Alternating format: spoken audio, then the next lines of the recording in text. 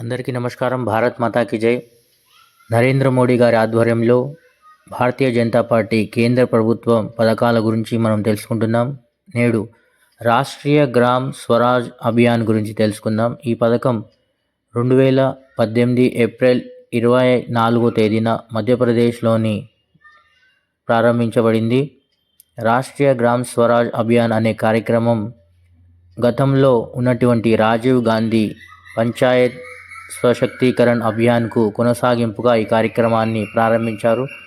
ఇది భారతదేశం అంతటా గ్రామీణ ప్రాంతాలలో పంచాయతీరాజ్ వ్యవస్థను అభివృద్ధి చేయడానికి మరియు బలోపేతం చేయడానికి ప్రతిపాదించబడింది. ఒక ప్రత్యేకమైన పథకం.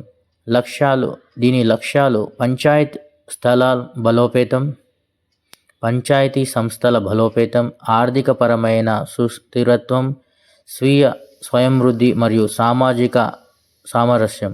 నినాదం. రాష్ట్రీయ గ్రామ్ స్వరాజ్ అభియాన్ యొక్క నినాదం సబ్కా సాథ్, సబ్కా గావ్, సబ్కా వికాస్. 2024 బడ్జెట్లో ఈ పథకానికి అమలు కోసం దాదాపు 895 కోట్లు కేటాయించారు. గ్రామాలే ఈ భారతదేశానికి మూలమనే సిద్ధాంతంతో గ్రామాన్ని అభివృద్ధి చేసుకుంటే దేశం అభివృద్ధి చెందుతుందనే మూల సిద్ధాంతంతో రాష్ట్రీయ గ్రామ్ స్వరాజ్ అభియాన్ కార్యక్రమాన్ని తీసుకోవడం జరిగింది. భారత్ మాతాకి జై.